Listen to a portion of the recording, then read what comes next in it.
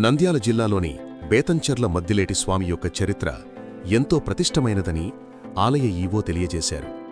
ఇక్కడి శ్రీ లక్ష్మీనరసింహస్వామి కదిరి లక్ష్మీనరసింహస్వామిగా పిలువబడుతుంది. లక్ష్మీదేవి పాచికలు ఆడుతూ ఒకానొక సందర్భంగా లక్ష్మీదేవి ఆ పాచికలు ఆటలో గెలుపొందడంతో అక్కడ స్వామివారిని అవహేళనగా మాట్లాడడంతో స్వామివారు ఎర్రమల, నల్లమల కొండలకు రావడం జరుగుతుంది. వచ్చిన తర్వాత లక్ష్మీనరసింహస్వామికి అత్యంత ముఖ్య మిత్రుడు యాగంటి ఈశ్వరుడు. యాగంటి ఈశ్వరి దగ్గరికి లక్ష్మీనరసింహస్వామి కోపంతో వస్తున్నటువంటి సందర్భంలో యాగంటి ఈశ్వరుడు చూసి, మా మిత్రుడు ఇంత కోపంతో ఎందుకు వస్తున్నాడని భార్యాభర్తలిద్దరూ ఇంటినుంచి బయటకు వచ్చి మద్దిలేటి లక్ష్మీనరసింహస్వామి కోపాన్ని తగ్గించి కాళ్లు కడుక్కోమని స్వామివారికి నీరు ఇచ్చి శాంతపరచడం జరిగింది. ఎందుకు స్వామి ఇంత కోపంగా వచ్చారు, మీ సమస్య ఏంటి అని లక్ష్మీనరసింహస్వామిని యాగంటి ఈశ్వరుడు అడిగి తెలుసుకున్నారు. నా భార్యతో చిన్న విషయంలో గొడవపడి నేను ఇక్కడికి వచ్చినాను, నేను ఎర్రమలకొండల్లో ఉందామని అనుకుంటున్నాను అని లక్ష్మీనరసింహస్వామి తెలియజేశారు. యాగంటి ఈశ్వరుడు, పార్వతీదేవి ఇద్దరూ కలిసి వచ్చి ఎర్రమలకొండల్లో స్వామివారికి స్థలం కేటాయించి ఇక్కడ ప్రజలందరికీ దర్శనమివ్వడం జరుగుతుంది. అలా యాగంటి ఈశ్వరుడు కోరిక మేరకు ఉమామహేశ్వర స్వామివారు మద్దిలేరు కాలువ పక్కన ఉన్న ఆలయ ప్రదేశంలోకి వచ్చారు అని ఆలయ అర్చకులు తెలిపారు. మరో ఇంకో కథనం కూడా చెప్తారు.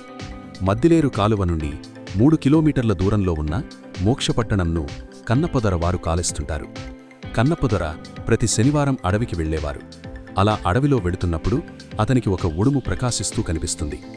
అప్పుడు కన్నప్పదొర ఆ ఉడుముని పట్టుకోవాలని తన సైనికులను ఆదేశించారు. ఆ సైనికులు అనేక మార్గాల్లో పట్టుకోవడానికి ప్రయత్నించి విఫలమవుతారు. చివరికి ఆ ఉడుము కోమలి అని పిలువబడే పుట్ట ప్రవేశిస్తుంది. అప్పుడు ఆ సైనికులు పుట్టను త్రవ్విస్తారు. కాని ఉడుము కనబడదు. కన్నప్పదొర తిరిగి తన రాజ్యానికి చేరుకుంటారు. అదే రోజు రాత్రి స్వామివారు రాజు యొక్క కలలో కనిపించి, ప్రొద్దున నీకు ఉడుములా కనిపించి పుట్టలోకి ప్రవేశించింది నేనే అని వెల్లడిస్తారు. ఈ విషయాన్ని తెలుసుకున్న రాజు వేద పండితులతో పుట్టవద్దకు చేరుకొని స్వామివారికి పూజలు చేస్తారు. రాజువారు పూజలతో సంతోషించిన స్వామివారు 10 సంవత్సరాల బాలుడి రూపంలో పుట్ట నుండి బయటకు వస్తారు. అప్పుడు రాజువారు 10 సంవత్సరాల బాలుడిని ఎత్తుకొని మద్దిలేరు కాలువ దగ్గరకు తీసుకుని వచ్చి కూర్చోబెట్టి పూజలు చేసిన తర్వాత స్వామివారు శిలరూపంలోకి మారిపోతారు.